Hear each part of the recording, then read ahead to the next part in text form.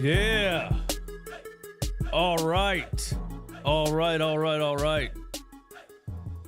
Ladies and gentlemen, Sixer Nation, we are back once again. Every Saturday morning, we are back. We had a glimpse of happiness. Yeah, last week was, I think, the first positive episode we did, and it didn't last very long because we're right back to where we came from. Mike Sports Vibes, Tone to Shields, Chalk It Up Sports, and Run It Back Philly.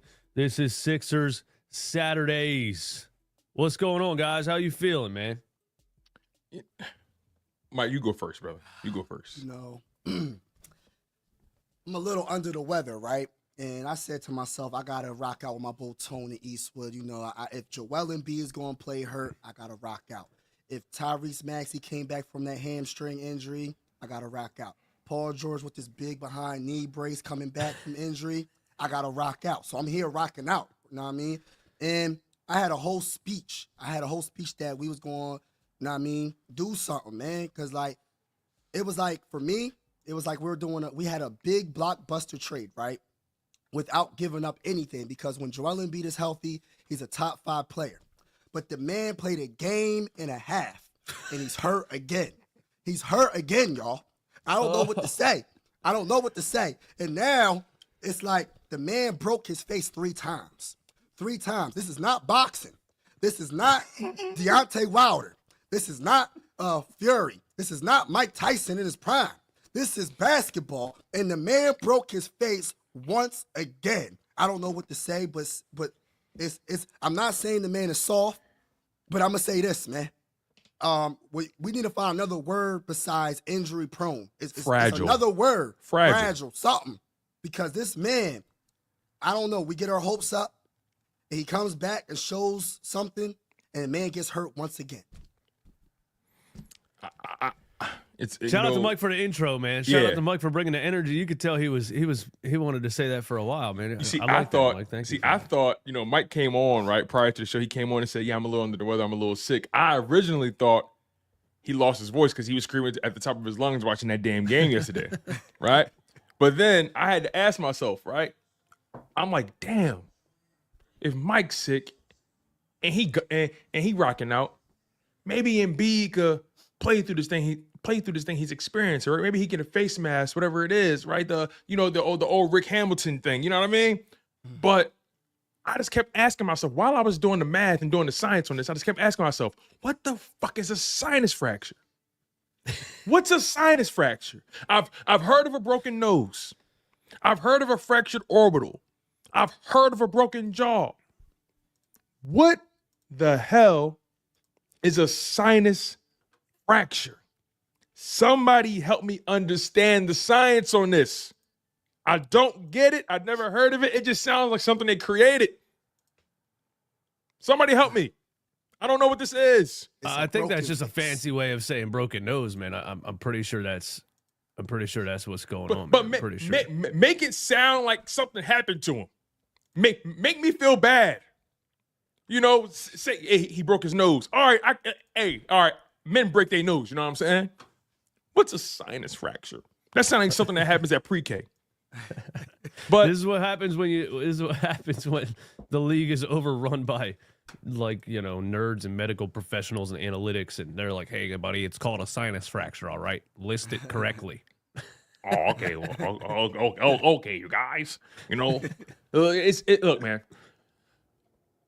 Just when we thought we were moving in the right direction with this team, right? I think they were at a point where they won like their 5 of their last 8, right? So they were trending in the direction that we kind of liked, right? Roles were beginning to be defined a little bit. They were beginning to figure out, okay, you know, we're better with this lineup. You know, they were slowly starting to figure some things out, but it was so short-lived. We were duped. Man. I saw that Bulls game, pieces of it, because I think it came on the same. I'm trying to think. No, that's a different game. But I watched that Bulls game, and I'm thinking to myself, okay, all right, maybe we figured out Joel Embiid had his best game of the year. You know, he was dominant. You know, guys were being aggressive. You know what I mean? And then we get this game against the Pacers, and I guess for me, I'm tired of going into these basketball games questioning if these guys are even interested in playing or not. That's one of the most annoying things about the NBA. I feel like too often we talk about if these guys are up for it tonight, if they're motivated, if they're being aggressive. You know, it's such an annoying proposition. It's such an annoying place to be when you're a fan, right? The last thing I want to question is the effort, the guy's commitment to being aggressive and just taking the guys across from them, their head, taking their heads off, right? It's just, I don't know. Eastwood, I need you to set me straight, my man. Maybe I'm being a little emotional right now. Yeah, my bad. I'm messing with all. I messed up the layout and I can't get it back. Oh well, we're leaving it like this. You are good. Yeah, man. Like, Paul George wasn't brought here to be a number one scoring option, technically, right? But I think he was expected to be a veteran leader. And the sense of urgency and the effort and everything starts at the top, and it starts with your veteran leaders. And I just can't figure out how this guy came out here and played like that last night, man. He looked pretty good against the Chicago Bulls. That is, it is the worst defense in the league. And the Chicago Bulls at 1 p.m. on a Sunday, probably hung over from the night before. They didn't care at all. They haven't cared for a long time. So I took that game, probably a little bit too seriously with the outcome. But then, they come out last night and there was just no sense of fight. There was no heart at all. And it starts with guys like Paul George. And I'm not excluding Tyrese Maxey either, man. They both in the first quarter played a very passive style of basketball. Like nobody wanted it. They were just dumping it to Joel every play. He gets hurt and nobody really picked it up, man. And I watched Paul George kind of morph into Ben Simmons at times last night, man. I saw so many drives to the rim from him and like a 360 pass back to the 3-point line. Like, why are you so scared to put the ball up at the rim, dude? I don't know. I don't understand it. It was because the Bulls had nothing to fear defensively. The Pacers, he had Siakam on him. He had Miles Turner in the paint. He had, they have some size and some physicality, and he absolutely backed away from it. Just like, guys that we've watched here for years. Ben Simmons, Tobias Harris, guys that you knock them around a little bit, you push them around a little bit, they totally fold. For Joel Embiid to go out in the first quarter, first half, and Paul George to finish the game with 12 shot attempts is absolutely ridiculous. That's unacceptable. That's Maxey unacceptable. Tyrese Maxey too. He also finished the game with 12 shot attempts, or maybe 14, but maybe it was 15 for both of them. I forget what the exact number was, but it wasn't a lot. 15 for Maxey, 12 for Paul George. Yeah, there you go. And Maxey's not immune to this criticism anymore either. You're 24 years old. You're on a max contract now. It's not you're not this young up and coming player anymore who everyone's like, oh, he's going to develop, he's going to do this. There was excuses for a while because he was 21, 22, and stood out and wasn't what everybody expected as a 21st pick. Now you're a max contract player. You're 24 years old. It's time to show up. It's time to look like you're giving it all out there. And I saw so many times where he just was hesitant, not sure of himself, and ended up taking like a contested mid-range floater with a hand in his face when really, like, where's the sense of just go and urgency and decisiveness? I saw indecisiveness from Paul George and Tyrese Maxey last night. And I think that's my take on it. The Joel Embiid thing, man, I don't know, bro. He has to be like cursed by somebody, because we can say fragile, but like, is his face bone really more fragile than somebody else's face bone? Is his knee, he just gets hit, where if anybody got hit there, that would be a fractured sinus, whatever they called it or whatever. He just seems like he's the one that gets hit there. Man, or get wherever. that man some milk, man. Yeah. Get that man some damn milk. I don't know, man. Like, what's going on? Mike, what's going on, man? I don't know, man. It just seemed like he's at the wrong place at the right time. Man, at the right time. He's always getting hurt, man. It's just like, for me, for the first half, it just seemed like they was trying to force feed Joel Embiid in the post. There was no ball movement, and this is why I really want to have like a point guard that is like a floor general. Like it seemed like it's not flowing. It seemed like there's no ball movement, and then it's like it's hard for them to even get it to Joel Embiid. And then when they finally do, it's like 10 seconds left on the shot clock. Right? Yeah. And then it's just like he has to hurry up and rush it. And I just the one thing with Tyrese Maxey that I was just like, wow, like he needs to work on his like facilitating. He had like 5 turnovers in the first half. So it's just like he was trying to force feed Joel and turn the ball over. And it's just like, dude, you like, I don't know if it's like Nick Nurse, if it's his coaching. It's just like we have to figure out something. You got too much talent. You know what I mean? Like, I feel like you got Paul George. Why is it just, I know Joel Embiid's that dude, but like you got to try something else, man. You got to get the ball moving around. Like, I don't know, man. They waste too much time just dribble, like at the front of the 3-point line and just wasting too much time. And then the time they finally figure out, I'm going to dump it down to Joel Embiid, there's no time left. So, I don't know, man. It's just something has to change. Joel Embiid, it's funny. It seems like it seems like we're watching the same offensive game plan for the past 5 seasons, past 4 seasons, right? 8, like 7, 8. Find Joel Embiid on the block, kick it to him. Everybody just stay stationary and hope the defense collapses on him, and then he kicks it out or he attacks. Like that is such a simple thing to game plan against or game plan for, you know. And he's a black hole. I'm sorry. Like Joel Embiid is a black hole because once he touches the ball, good luck seeing something productive happen after the fact, right? Now, granted, he did have like 5 assists in the game, you know, in the short time he did play last night, but it just seems like whatever he needs to do to get going, it just slows down the offensive flow so much. Oh yeah, and I feel like guys get caught ball watching sometimes. Mm-hmm. The only positive I liked was Joel Embiid. I think he had like 4 assists. He was giving some nice passes, but it's just like I understand he just came back, but like y'all got to still play y'all game, and that's why I'm just like about Jared McCain. Like I feel like everybody still got to play their game. Of course, you got to feed the big fella, but y'all can't forget who y'all is. They've taken Jared McCain out of his game. They've taken him out of his game. Like, he might not be the rookie of the year at the rate we going. He coming off the bench. He's not getting into the flow like he was when he was getting the minutes and he was starting. So I don't really know what they're going to do, but something has to change. I want to talk about it is Nick Nurse, man. He's doing, you know, you're absolutely right, Tony. It is Nick Nurse. He's doing the exact same thing Doc Rivers did. The same thing Brett Brown did, which is actually nothing. which is nothing. They're not doing anything. Me, you, anybody can run this style of offense. Hey, Joel Embiid's so good and so dominant. Give him the ball, make the defense collapse, and then hopefully he can pass out of a double or triple team. And which, by the way, the assist numbers last year he averaged 5.8, almost 6 assists per game, right? But he had like 25 field goal attempts, which means you're dumping the ball down to him 20 times. Of course you're going to have 6 assists because you're just passing back out of a double team. And if the guy makes the shot, it's an assist. If he doesn't, it's not. I mean, that's not, those assist numbers to me aren't very impressive when you really think about it either.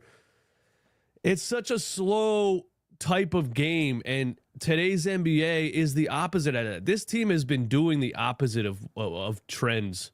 They've been opposing the trends of the NBA for like 20 years now. The NBA went really wing heavy and guard heavy in the early 2000s, outside of Shaquille O'Neal, Tim Duncan. It really went like Vince Carter, Tracy McGrady. It went Paul Pierce, wing heavy, right? And we do the process and we draft 4 centers in a row, bro. Nobody was even the game hasn't been run around a center forever. And Eastwood, to your point, right? I could respect being a trendsetter, right? I don't mind people going against the grain if you're being a trendsetter. If it works. But when you're going against the grain and what you're doing is ancient and prehistoric in comparison to what's actually happening, and teams aren't even built that way anymore, and the way you're playing is completely detrimental, that's when I have a problem with it. Because again, if you set a trend, if you do something unique, okay, I'm like, okay, no one's done this before. I can roll with the risk. But what you're doing is you're trying to play through a center, which hasn't been done in forever. And ensure the Nuggets are an anomaly because but Jokic's skill set is an anomaly. So it's just different. It's different. Yeah. Yeah, and it's such a slow style of game, you know? And the NBA now is fast-paced athletes end to end. I bring up the Houston Rockets all the time.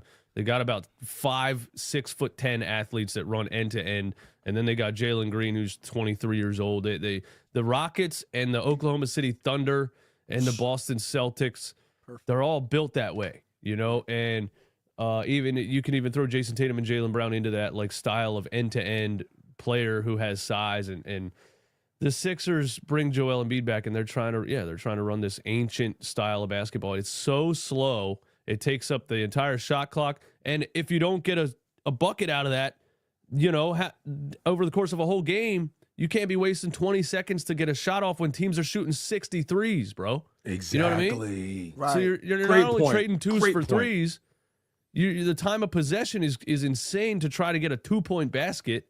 It doesn't make any sense mathematically in today's game.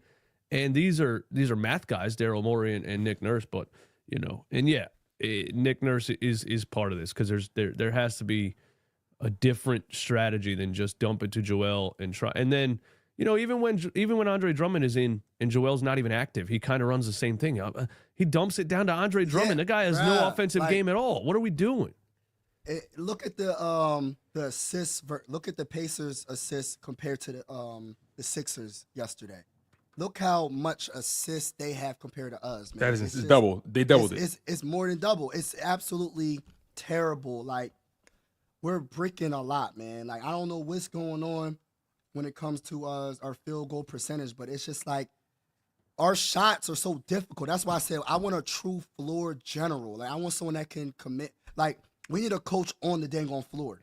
And no disrespect to Tyrese, he's not that guy. Jared McCain could be that guy, but Jared McCain, they put him. He's on the bench now. He's coming off the bench.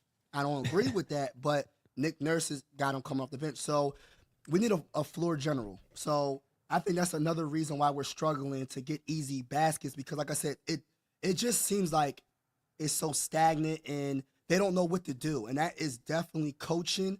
And Nick Nurse has to, like I said, man, he's just not the guy, man. Yeah, if you look at he ain't the guy. If you look at those teams that I mentioned, OKC has SGA, right? Right. Houston has Fred VanVleet. What an incredible signing that we thought they overpaid at the time, but a veteran floor general type of point guard who can still get a bucket and can shoot a deep three. A modern day floor general point guard, Fred VanVleet. Jared McCain could be that guy if Nick Nurse take his head out of his fucking ass. Yeah. Like, seriously, like, you got a kid who wants to actually facilitate. You got a kid who actually isn't afraid to get to his bucket. He knows. See, what about the thing about Jared McCain's game that I like so much is not only is he a willing facilitator and knows how to do it, he knows how to get his points within the game. Right. It's not forced. It's not forced. Yeah, Nick Nurse he's not going to do that. That rookie badge that's next to him, you know, whatever on 2K, it says rookie right there. Nick Nurse cannot do that. He won't allow himself to do that. He's going to keep that rookie badge on him for the whole year. He's never going to trust him as that guy. Even if there's the thing is, there's no other guy on the roster that can do it. So you almost have to trust him to do it, but he won't. He would rather play Kyle Lowry. He'd rather act like Tyrese Maxey as a point guard. He'd rather do anything than to trust Jared McCain with the point guard capabilities or the point guard job, the point guard responsibilities. Nick Nurse won't do it. So that is a big problem because it turns out Jared McCain's probably the best player for that job right now, and you have a coach that's not going to do that. But also, how was this roster built? Because nobody expected Jared McCain to be that good. Right. So that means they built the roster basically with no point guards besides Kyle Lowry. Right. And they signed Reggie Jackson. I don't know why he got even 5 minutes. Like, I don't understand that. I don't know what they're doing. And like, I would have rather you sign Chris Paul. Kind of. I've been If you're saying gonna that, sign bro. somebody, if you're gonna sign somebody way past his prime, at least it be a legendary point guard who, when he's healthy, is still one of the best ever. You He's know, still best. He's still good. yeah, that goes back for me to Daryl Morey, man. The guy's a math guy, dude. He doesn't understand athleticism. He doesn't understand size. He doesn't understand speed. He doesn't understand anything that doesn't fit into a math equation. He doesn't think it exists. You know, You got my he doesn't. Vote, Jared. You got my vote, He Jared. looks at a guy's career percentages and says, if we plug him in here, the algorithm says this is what's going to happen. That's what he does. I swear to God. And the basketball gods will not allow that. You know, I was telling my girl last night, I'm sure she's tired of hearing this, but I was like, because I don't know, does she really care? You know what I mean? She acts like she cares. Shout out to her. My wife does the same thing. She cares about everything I talk about, sports related, but she really doesn't. I was like, listen, this guy was GM of the Houston Rockets. He tried to apply this algorithm, right, to beat the Golden State Warriors. And the math said, if you shoot this many threes with these style of players, you'll win the game. And the basketball gods said, 27 missed threes in a row in the Western Conference Finals. 27. It's an NBA record. It's never going to be broken. That, I swear to God, is the energy from the basketball gods saying the math says it's right, but you can't beat the system with a math equation. 27, because that's just reminding you, yeah, cool math equation, bro. The ball could still maybe not go in the hoop. You know, there's bring you back to reality. That's Daryl Morey, and that's why this roster is built the way it is. Because, you know, he's a math guy, bro. Yeah, that's why he wanted to keep Tobias Harris a little bit too long, and that's why he wanted to keep Ben Simmons a little too long. So yeah, he doesn't understand. Yeah, the fans were saying this and They're that not good about players. Tobias, and he was like, these people don't know what they're talking about. His percentage here, his efficiency here, his all this stuff. He didn't even understand why Philly fans didn't want Tobias Harris anymore. You know what you can't measure with an algorithm or an equation? You know what you can't measure? You can't measure heart. You can't really measure skill. You can't really measure commitment or drive and effort. You can't measure all those things that we're lacking right now. Right. We're lacking in the intangibles with this team. The intangibles. And I saw somebody say, you got to get rid of Joel Embiid. How? With all due respect, Blue Master, but how? How? Like no, seriously. Like he's on a max deal, and he has another max deal coming up that hasn't even kicked in yet. He is like Joel Embiid might be the most untradeable superstar in basketball. Oh yeah, for sure. Think about that. Let that sink in, Sixers fans. Joel Embiid just may be the most untradeable superstar in basketball. Listen to this, guys. I was going through this this morning right before we came up here because I knew Ricky Council was the reason they got back in that game last night just from watching it. I remember. He brought them within 5. They were within 5 points. Here's the exact play-by-play. Speaking of just like athleticism and physicality that this coach and this GM don't seem to believe is real. You know, they were down by 15. Ricky Council comes in the game. Immediately just play after play after play after play of him getting to the line, him going to the rim and maybe missing a layup that Andre Drummond had an offensive rebound on. Like, he just created so much with his intensity and the way he attacks the rim and the way he goes from one end to the other. He's like a 6'7" wide receiver, dude. When he gets running, dude, it's like, wow. Especially with how unathletic this team is. You see a guy like that out there, it changed everything. It really did. They were down by 15. Ricky Council's energy brought them within 5. And in the fourth quarter, he missed a 3, or maybe it was the end of the third quarter. There he was still in the game when the fourth quarter started. Another offensive rebound. He had 3 offensive rebounds. He had a block there with 10:55 left in the fourth. And I understand, you know, you got to switch things up or you got to give him a break or something. But when the team's lacking that much energy and he's the one that got it back into 5 and the rest of the team started to feed off of his intensity and energy, leave him out there. Right. He took him out when they were down 5 after he missed a 3, put Oubre in the game, and the rest is history. They lost by 14 points. He was the only thing that got them, that brought the energy back into the game and got them back into the game. And, you know, not necessarily his scoring specifically, but just the way he plays. He injected energy into the team. You could see it. And as soon as they took him out, it was over. You know what's crazy too? Like, Nick Nurse is operating, at least from my perspective, he's operating like he has all this time to figure shit out. Like, dog. Yeah. Like, the reality is you need wins. You need wins right now. You know, I'm sorry. We're not in a position to, we're not in a position for you to just put your ego and say, you know what? Hey, listen, he missed a 3. You know, you're off the court. No. We need wins. If someone is literally providing energy, your team is playing better with this person on the floor, you guys are closing the gap, closing the distance, you have to roll with that for as long as possible. Roll with it until it's not working. You need wins. You need wins. You don't have time to experiment. You don't have time for your ego to be the reason why we lose. Like, because this person's a young player or because they made a young decision, whatever it may be. You need wins right now. Maybe when you get to 500, then you can start, being a little bit more selective about who's on the floor. But right now, you need to have the most productive players on the floor. Whoever, I don't care what your starting lineup is throughout the game. If you find a lineup that's working, you lean on that shit hard. Yeah, especially when the other lineups aren't working at all. That's the only lineup that was working, and he went away from it, and then they lost the game. My whole thing is, where's the fire at, man? Where's that, yo, Joel Embiid went down. We still gonna win this game. Where's the heart? But that's the part that's hard, though. Where's the I heart? think, Mike. I think that's the difficult part. When you're in a situation where you know this guy can get hurt at any given moment, and you finally feel like, okay, we're starting to see something, and he gets hurt again. That shit is so deflating. But Paul George, for example, 35 minutes, you give us 15 points, man. Come on, bro. You're a max player, bro. Mike, speaking of where's the heart or where's the fight, you know who took credit for that run in the third quarter? Our boy Paul George. Huh? The Sixers deserve credit for working their way back into the game without Joel Embiid. The Pacers led by 18. They went on a 17-4 run. Paul George said, you just try to pick up the pieces, and for us, we were down 11 going into that third, so we had to pick it up. We had to find some energy and pick it up. You ain't pick up nothing, bro. You was picking up bricking for chicken. You ain't pick up a damn thing. Paul George said they picked it up. I don't know what he's talking about. But and Tyrese Maxey said the same thing. Dude, they were giving themselves props after this game for fighting back. The only player that was really playing with heart was Ricky Council. That was it. Everybody else was just, I don't know what they was doing. They was just on the floor just getting a paycheck. They wasn't playing like they really wanted to win. So, but my whole thing is, why is it that the Sixers, they always try to take the easy way out? You're going to have to draft your players and develop them into stars some of the times.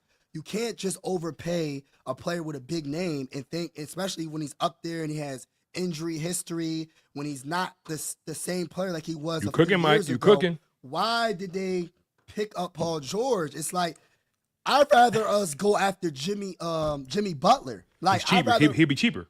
Right. I'd rather go after Jimmy Butler than go for Paul George. Or at least we know Jimmy buckets in the playoffs. Yeah, Jimmy wasn't available. He wasn't available, but I'm just saying, he's available now, but I'm just saying back then he wasn't. But I'm just saying I'd rather them try to go after a caliber player like that with heart. Even though he's a little bit up there in age, we know he's going to bring it. And he's going to make everybody on this team bring it. There's not one player on this team that's going to hold everybody accountable. Not one player. But who's the guy?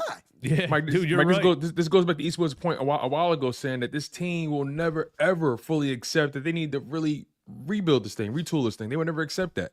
They feel like they can keep trying to build this thing through free agency, right? This was actually a problem with the Eagles a couple years ago that they actually fixed, right? Constantly just trying to just go through free agency, overpaying for guys, and finally they've been drafting way better and it's starting to pay off. But back to the Sixers, it's just that you have to commit yourself to the path. And when you're constantly 1 foot in, 1 foot out, you keep trying to have stuff, you keep trying to take shortcuts, like you said, Mike, you will never get where you want to be, right? I said 2 years ago, whatever it was, I wanted to trade Joel Embiid and get as much form as we possibly could while the value was still high. You could have shifted your fortunes quickly if you would have trusted the process, right? Yeah, if you trust the process. Yeah, he wasn't getting rid of his ticket seller, man. There's you can't get an owner to do that, man. See what I'm saying? Like that is that in and of itself. See, that's how you know they don't. That's how you know they're not. That's how you know this isn't a Sixers town, because at the end of the day, even if the Eagles or the Phillies needed to blow something up or just take a major risk, they're going to do it because you know why? They trust their product. They trust their product. Well, they also, the owner trusts the GM, you know? Jeffrey Lurie's not making decisions. He knows that Howie Roseman is the guy. Whatever he says, he's going to trust that. You know what I mean? If you look at like the Celtics and Danny Ainge when they built that Jason Tatum, Jaylen Brown, there were some draft picks in there that nobody saw besides Danny Ainge. Jaylen Brown at number 3 overall in 2016 was crazy because he was a project. And the ownership trusted Danny Ainge, and he would flip players or whatever whenever he wanted. And the Sixers haven't had a GM like that the ownership would say, okay, go ahead and do that. Because they're not taking a chance on the guy. What they're doing is they keep trying to bring in, it goes for the coach, it goes for the GM. They keep trying to bring in these people that have these so-called resumes, right? And my whole mindset was, and when we first brought in Daryl Morey, I'll keep it 100. I didn't like it at first. And then, we drafted Tyrese Maxey, and that got me excited. But I really didn't like the Daryl Morey hire because my thing is, if he couldn't do it in Houston, what makes you think he could do it here? He's doing the same thing he did in Houston. All he did was sign big names to try to stuff him next to James Harden, Chris Paul, Russell Westbrook. He didn't build an actual good roster around James Harden. James Harden is the whole reason that team was ever even anything. And without him, Daryl Morey deserves probably very little credit for the Houston Rockets even being relevant at that time, besides him trading for James Harden. You know what I mean? Yeah, what has he done? He hasn't done anything. So why are we putting all our eggs in one basket getting Daryl Morey? It's just like... He did the same thing, man. It's like, come on, man. It's like, I don't know, man. I don't know what the Sixer organization is doing, but it sucks, man. Like, I had both my feet, like, about to walk in the door. Like, I was all in, bro. I was all in. I was hyped. I said, we back, baby. Right when he had that cap space and people were talking about, you should use the cap space to actually build a deep roster, go get role players and a deep bench and everything. He was on a press conference and he admitted it. He was saying that mathematically teams with more all-stars win over the course of history. I swear to God, he said this. I was like, he's admitting what his style of GMing is. He goes after big names. He does not care about the Tyrese Halliburtons and the Buddy Hields and these other players that we've been talking about. He was on the radio one time talking about a potential Ben Simmons trade before he traded Ben Simmons. And he said, Sixers fans want me to trade him for a bunch of random guys. He's the Kyle Schwarber. He's the Kyle Schwarber of GMs. He called them random guys. Anybody who's not named James Harden was a random guy to him. He doesn't even know who they are. I guarantee you he doesn't watch basketball, bro. He doesn't. Bro, listen to this. Daryl Morey is the Kyle Schwarber of GMs. And here's what I mean if you don't get the reference. Kyle Schwarber plays for the Phillies. All he can do is hit home runs. He can't hit a single, can't hit a double. He's slow as hell. Like he can't do nothing. All he can do is hit home runs, right? And but so that begs the question: who are you when you're not hitting home runs? What value do you bring when you're not hitting home runs, right? Let's bring it to Daryl Morey. Okay, you want to go for these big swings, this big signing here, this big signing here. But who are you when you have to play small ball? Who are you when you actually have to build something piece by piece, right? He keeps trying to. You know how like you can buy like these tiny houses that are already built. He doesn't want to build anything. He wants to buy a house that are already done. He doesn't want to invest in the foundation. He doesn't want to invest in the studs. He doesn't want to invest in the blueprints and bringing people in that know what they're doing. He wants to constantly take home runs. He wants shit ready made. He doesn't want to sweat. This is how, in my opinion, this is how you expose the good GMs from the bad ones. Guys who legitimately know how to build a roster piece by piece versus guys who are trying to just clear so many issues with one piece. Yeah. Right. And speaking of like a player like Paul George and the fact that Daryl Morey doesn't believe in age, you ever go? He doesn't believe in age, dude. He doesn't believe in age, man. He doesn't believe in age. You ever go car shopping on one of these websites like Carvana or whatever, right? And it'll give you fair deal, it'll give you great deal, right? And it'll say below market value or whatever, right? And if there's a car that's like 120,000 miles on it, right? But it's a Mercedes whatever class and the price, and it'll say fair deal, Daryl Morey doesn't see the mileage ever. He just sees the brand on the car. He thinks it's a great deal. It doesn't matter, dude. If Paul George was 29, 28, great deal. 34, below market value. But now we in such a big hole, we can't trade Joel Embiid because, injuries. And then it's just like, he's signed Paul George. You know what I mean? So what are we going to do? Like, where do we go from here? Like what do we do? How many years? Do you guys think? Go ahead, Tone. When does Joel Embiid's, and I'm talking about the extension as well, when does it all expire?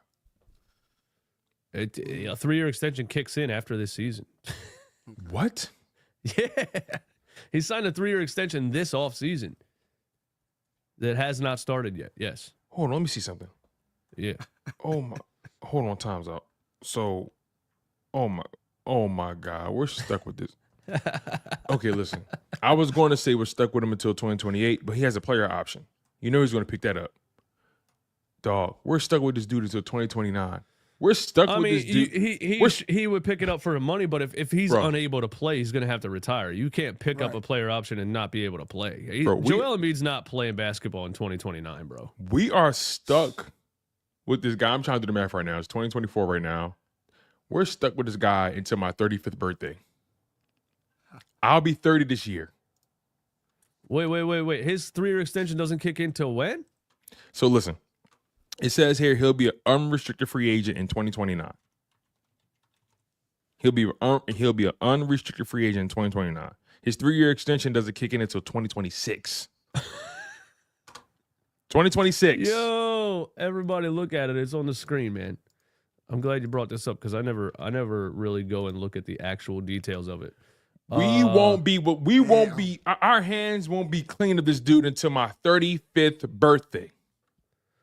So, wow. His extension only kicks in 2 years from now. What? This is crazy. I blame.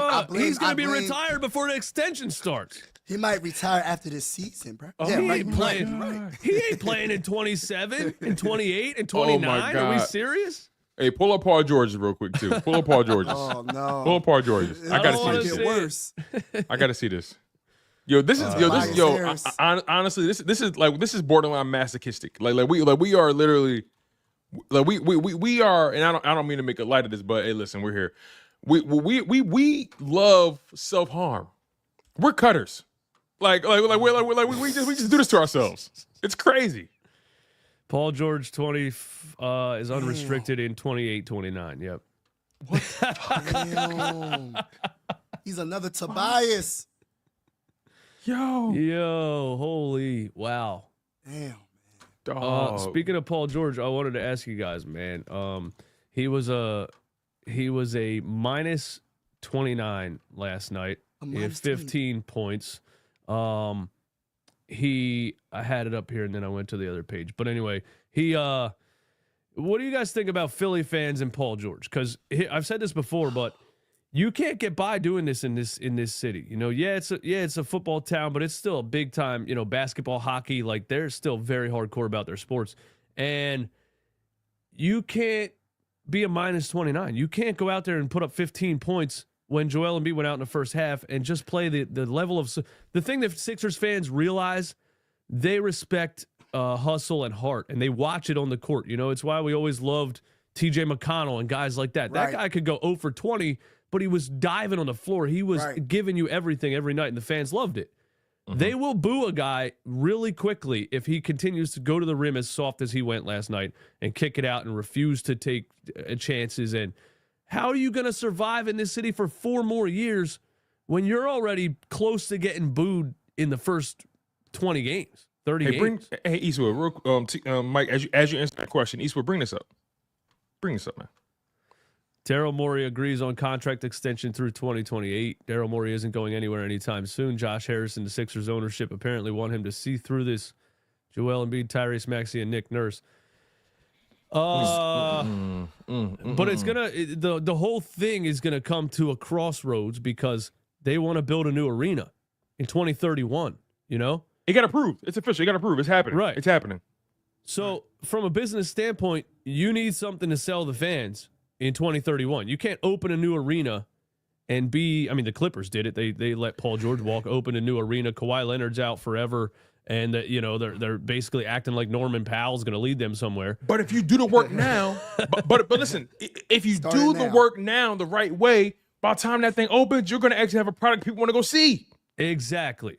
And hopefully there's somebody in an office somewhere saying that to Josh Harris. You can't drag this out until that arena opens. You got to start now if you want a product that people are excited for.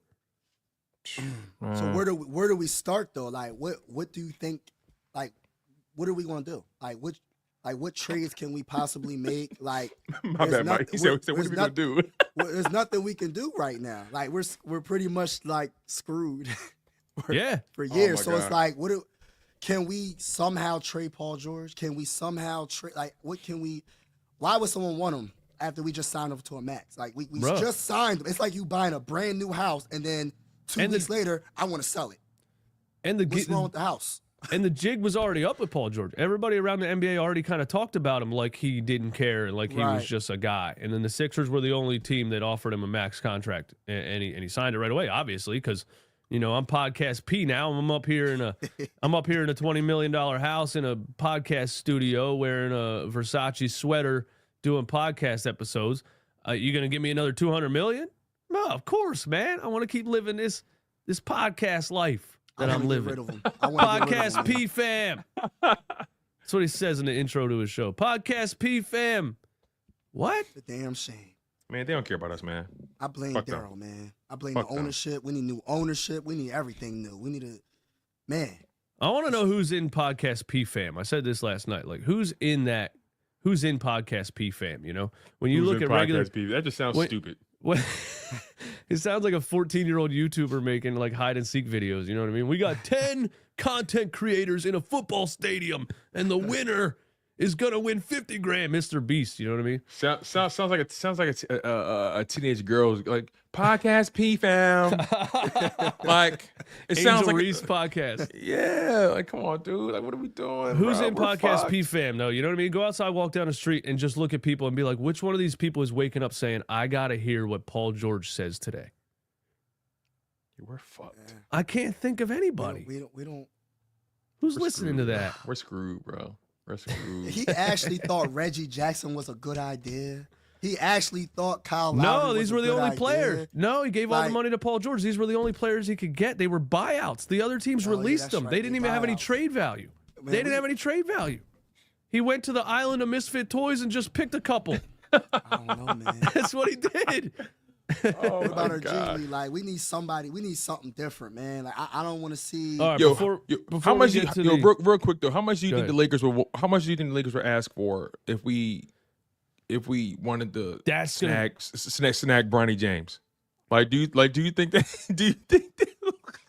Well, no, I was gonna say if you were gonna try to unload some of these, it would have to be a team that's desperate and a team that tries to maintain a big time market, like big name type of stuff. That's a good point. You could maybe sell Paul George to LeBron. I mean, he signed Carmelo Anthony back in the day, past his prime, and he tried to get Chris Paul on that team. He signed Russell Westbrook when everybody knew he was, that was all LeBron James. So maybe you could sell Paul George to LeBron James, but it sounds like that's a little too late too, because LeBron just seems like he's probably going to retire at the end of this season, to be honest. Before we get to the super chats, man, I want to one more thing here that I have that was from last night in some press conferences. They asked Andre Drummond if he feels bad for Joel Embiid with all the injuries, and he said, "Nah, man. Do I feel sorry? He's a grown ass man. I got hurt already. Tyrese got hurt already. Guys on the team get hurt.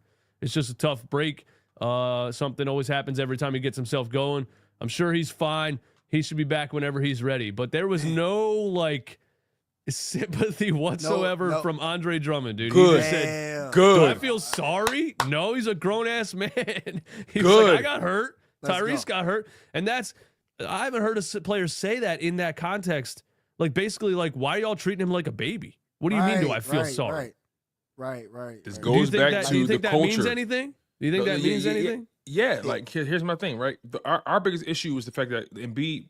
A lot of people have felt like Embiid has been coddled in his organization His whole career. his whole career and hasn't really been held accountable, right? And obviously, hearing it from Andre Drummond, you can put whatever stock you want to put into it, but me, I want somebody to disrupt this shit. I want somebody to, to smack somebody in the face, and say, "Hey, listen, wake the hell up, okay? I don't care about none of that pussyfy shit. Like, listen, all right, it happened. All right, we still got to show up at the end of the day. Feel bad? I got bills to pay. I got a check to earn. I don't feel bad for nobody. You feel what I'm so again, man. Like, people get tired of this stuff too, because at the end of the day, they probably see it. They see the way the organization treats him. Right. They different. see it. Right. And sure, your star is going to get treated different than your role player, but they just see that it's beyond just treating him different. It's like almost this lack of accountability aspect, this coddling aspect of it. And guys see through that shit. Yeah. I really seen it when it was when we had Ben Simmons. Like that's when I really seen it when everybody was trying to like yell and say, yo, he needs to work on his free throws. Guy never improved on his free throw shooting. Yeah, that when was we was pathetic, talking man. about when Doc Rivers was saying like he doesn't need to shoot a jump shot. Like, what? You don't need to shoot a jump pathetic. shot? When he said that, Mike, that takes me back to your point earlier about Jimmy Butler. Jimmy Butler was, I was going to say the Houston Rockets, right when they were like building a young roster and stuff. They said we need a veteran who's going to hold people accountable, and they went and got Ime Udoka as the coach first of all, but they went and got Dylan Brooks right off the rip. They said that's and that's the guy. And Jimmy Butler was our Dylan Brooks, except there was a Ben Simmons thing in the way. And there's no way Jimmy Butler was going to sit back and watch. We knew that was going to happen. There was no way he was going to sit back and watch a guy refuse to shoot a basketball and not say anything because ownership was telling him not to say anything. And that's why he was out of there. And then Ben was in Brooklyn for like 2 weeks, and you heard Kyrie Irving yell at him on live TV. He said, shoot the fucking ball. I knew Kyrie Irving wasn't going to be able to deal with that shit. Yeah, we lost a real one. We lost a real one in Philly, man, with Jimmy Butler. We lost the real one. We should have kept that's those, it. You could have built around Joel and Paul. You could have built around Joel and Jimmy, and they chose Ben Simmons and Brett Brown over because everybody thought, oh, this guy's just a loudmouth who whatever. The owners were like, I don't want to use a metaphor that I shouldn't use on YouTube, but the inmates are running the asylum type of thing. They were like, we got to control this guy or whatever. And they couldn't handle it. And Jimmy Butler ended up being right, man. He was like, get me out of here. He was right. He was right. He saw it through from the beginning. He was only there for what? He wasn't even there long. He saw it. Half a season, yeah. He was there half a season. He saw through all of it. Well, remember that interview when he was like, who's in charge? I don't know who's in charge. Like, he didn't even know who's in charge. Oh my God, that was crazy. He said it to Brett Brown in a film study. He called him out in like a film study. That was never gonna work, man. Because Jimmy was there and he was like, what is this? What's going on here, bro? This is you guys got to get rid of these boys, and they were like, "Nah, we're gonna get rid of you."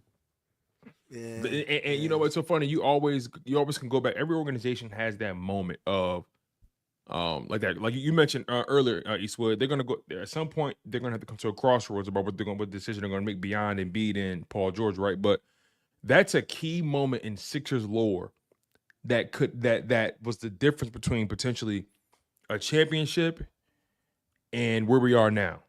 Like in video games or RPGs, right? Those decision making games. Yep. You can take the door to the left, or you can take the door to the right. Mm-hmm. You take the door to the left, this will happen. You take the door to the right, this will happen. And even then, you still don't know the long-term repercussions of your decision. You're only thinking in the short term, really. Right. They made the wrong decision. They chose the wrong door. And they kept Tobias. They kept Tobias.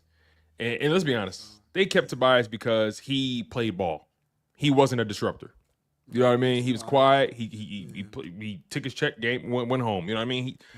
We're in a bad place right now. He was a yes man. We're in a bad place right now. They liked his professionalism. Professionalism. That's what they liked. When it came down to like games that you needed him to drop 25, couldn't do that. But he was professional. They liked that over the guy that's going to show up. And that's like when it comes to the draft. If we do happen to draft someone in the top 5 in the next few years, right?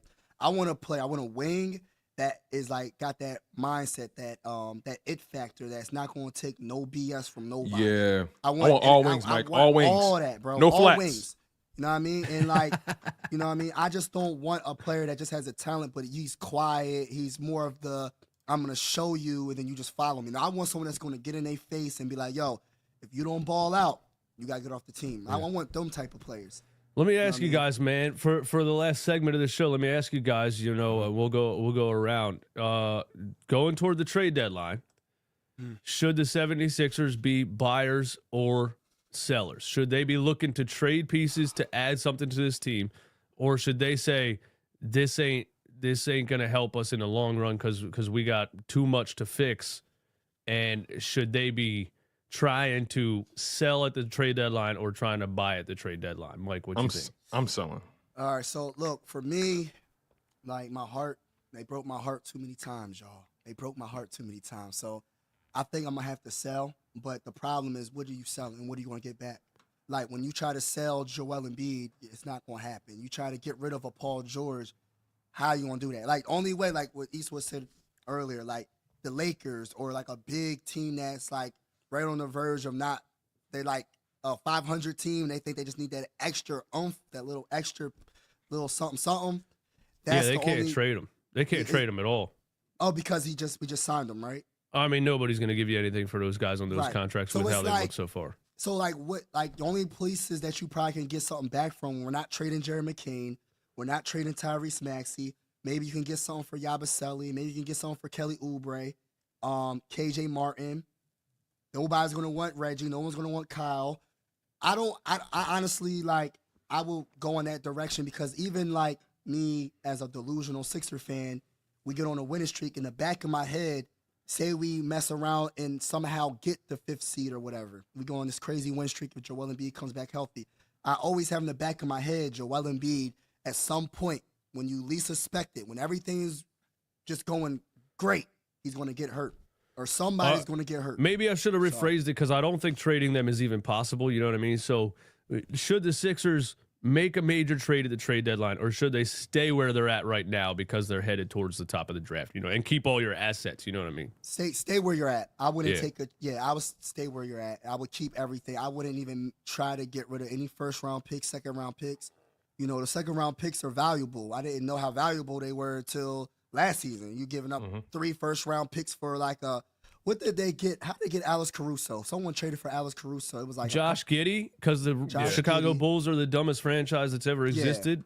Dude, they could have got assets for Caruso, and they traded him straight up for Josh Giddey. I know. It doesn't make any sense. And now OKC is the number 1 team in the West with a lockdown defender added to the roster by giving up Josh Giddey. I was salty, bro. I was so mad about that. The Chicago Bulls are insane, man. They are. But the Sixers are too. What do you think, Tone? Should they stay put and keep just inevitably tanking to the top of the draft, or should they make a move at the trade deadline?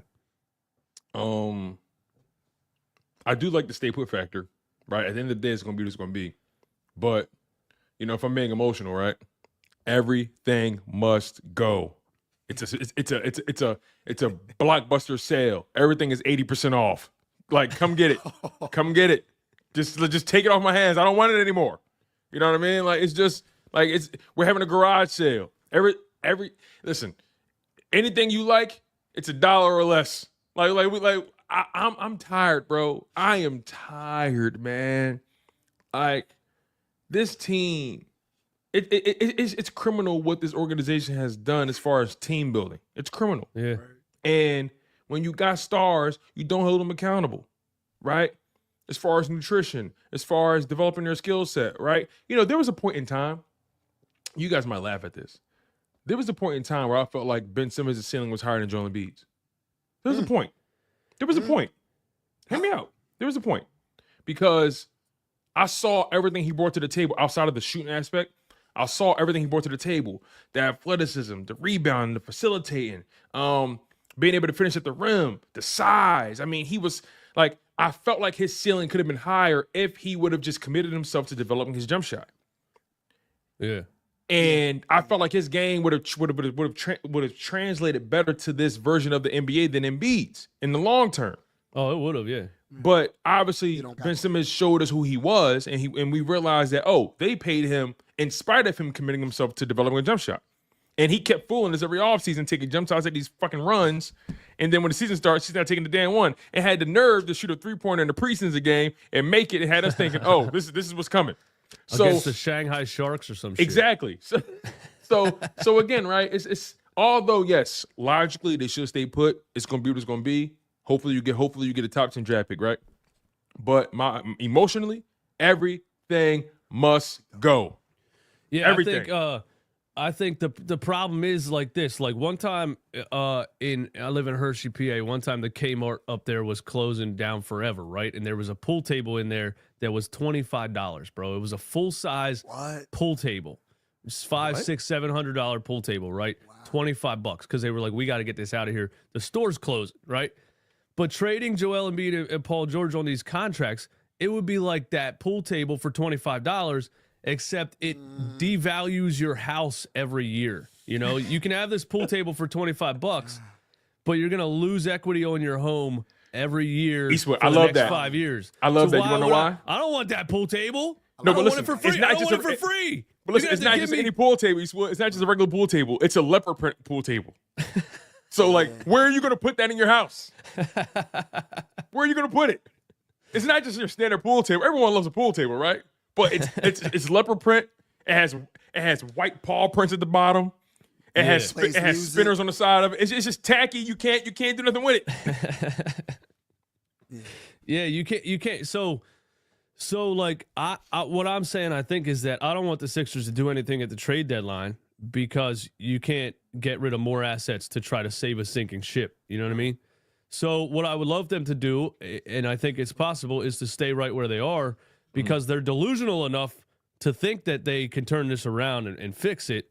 Right. But we see now, you know, Joel's going to be out for, I think somebody said 6 weeks is a recovery time for this broken sinus. Because it's a broken, not just a broken nose, not just like the bone on your nose is broken. Broken sinus means that like internally there's some damage there, and you can't play and risk.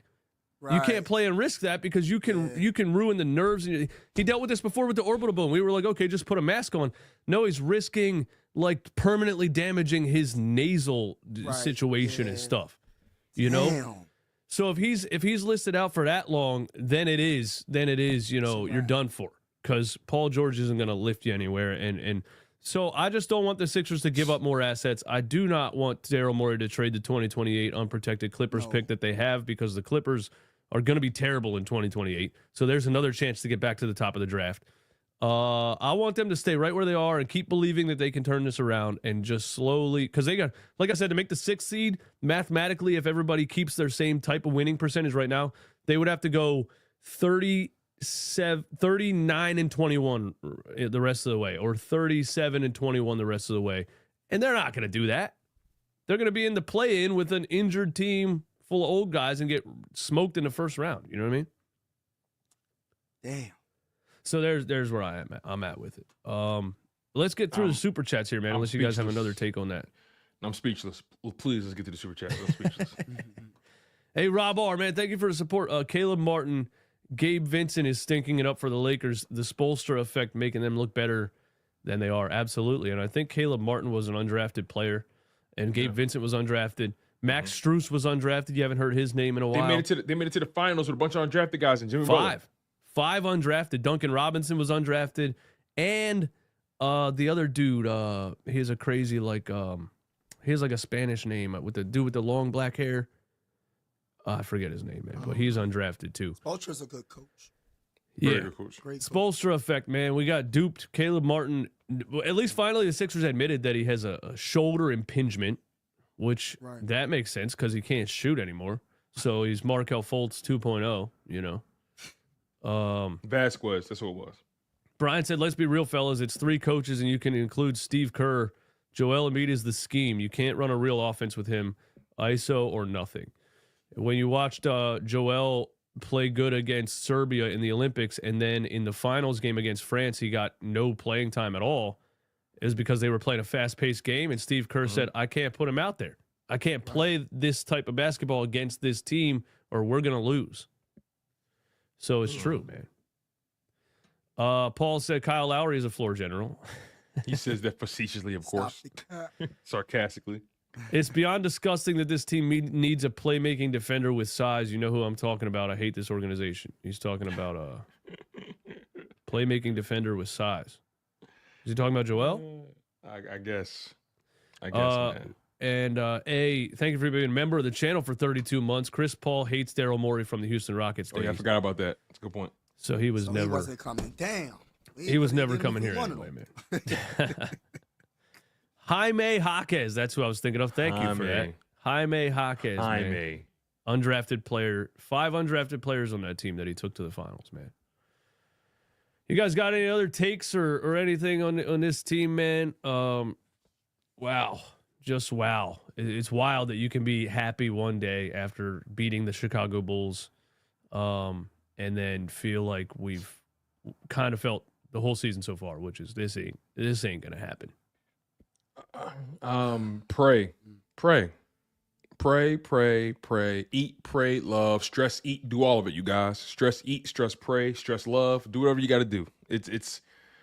We're in for a long ride, and it's gonna be. You know, this is like going on a road trip in a car with a bunch of people you don't like. You know what I mean? It's just we're stuck. We're stuck. I don't know what to say. I don't know, man. I would say I still believe, but I'll be lying if I said that. So I'm not gonna say that. All I gotta say is I just hope the best, man. We're gonna have to pray for the best because I'm tired of losing, man. Went through the process years, now we're going through this. I'm just like, damn, well, can we get something good coming? Can we get a championship? The thing that those contracts are what makes it. You know, you're not just screwed right now, bro. You're signed like we just looked at until 2029, and you can't even get rid of those. Like I said, you can't get rid of a leopard print pool table. You got to throw in, you know, who's taking that, you know, and so that's what makes it hard because those contracts are gonna, you know, they're not getting healthier. Paul George is 34. You think he's gonna get his knee better? That he's wearing a gigantic knee brace. I've been playing Cyberpunk, and I made a reference last night that. How was that game, by the way? Oh, it's amazing, dude. Cyberpunk. Absolutely amazing. On PS5. Isn't Keanu Reeves in that game? Yeah. You got to play it, man. that. It's amazing. Full on RPG, like full on, like conversation choices and all that stuff. But anyway, there's Ripper docs in the game, right? That give people new knees and new arms and weapons in your arms and all this stuff. And they're like, Ripper docs aren't real, bro. These guys aren't getting new knees. They're not getting mechanical joints, bro. This is what they are. And we're all deteriorating slowly. That's what life is. You don't turn that around. There's no Benjamin Button. You can't reverse age. So how's this going to get better? Is there a way to like facilitate trades between the NBA and WNBA? Like, I'd much rather have Asia Wilson. And I'm just saying. Hey, if there was, Josh Harris would jump on that immediately because Caitlin Clark would sell 1 billion tickets. Oh my God! You know, until she got smoked on the defensive end, but she would get some buckets though. She'll get some buckets, yeah. Bro, we are screwed till 2029. Think about that, 2029. Like we don't even know if the world's gonna make it to that point. Like 2029 is so far ahead, bro. Brian said it, Embiid sold his soul in the motherland for fame and riches. Maxey is paid, laid. Maxey is paid, laid, and his skills fade. He keeps talking about Maxey's girlfriend. No, listen, you know what's funny? Bryce Young used to be with that same girl, right? For real? That was Bryce Young's old girl from the Panthers. Bryce Young ain't with her no more. Now he's starting to play better. Tyrese Maxey with her, he's playing worse. I'm just saying. Because she's giving him bullshit every day. She's arguing every night. She's like, who that girl on your Snapchat? He's like, I'm trying to concentrate on the game. You're talking about a random chick that hit me. I didn't even respond. Is that why Ben Simmons was messed up because he was with that girl, Brittany Renner? Yeah. Well, Brittany Renner? Kylie Jenner's sister. Oh, it was Kylie Jenner. It was Kylie Jenner. The Kardashians, man, yeah. They're soul suckers and all that. No pun intended. They're soul suckers. No pun intended. He loved the fame and this lifestyle more than he ever loved basketball, man. And he got by. He got by because he was so naturally gifted, and you know he was dominating in high school because you're 6'10", 240, and can run like a gazelle. You know, he was just smoking kids in high school. So they were like, oh, this is the next whatever. But then you get to a league where there's guys with that size and you got to take it to the next level. And he was never interested in doing that. But yeah, he was interested in dating celebrity chicks and all this stuff, man. And you don't let that be your downfall. Young kids watching this, don't let that be your downfall, man. Hey, Travis Hunter, she told you were not her type. Yeah, she told you. Before you got, yeah. Listen, yeah. I'm 38. I've been through a couple different relationships. Let me tell you guys, man, find someone that makes your life easier. Yes. Find someone that brings peace. Not this whole every day there's an issue. Every day she's talking about so-and-so looked at you or whatever, bro. What are we doing tonight? What are we doing tonight? You just haven't been spending much time with me, and I just feel like I'm just here and I'm not appreciated, and I'm just, what? I'm working. I'm working. Trying to make this money. When am I going to meet your mother? Man, we just met. Hey, that Listen, was man. that was a good way to end it, guys. That was a good way to end it, man. Hey, listen. Last thing, man. No one wants a leopard print pool table. You ain't lying. All right, boys. Another one in the books. Thanks for coming through. Thanks to everyone in the stream, man. Sixers Saturdays, which is Sixers therapy, which is, you know, we're just here to rant and rave about it and get it out of our systems, man. We'll see you on the next one, guys. We out.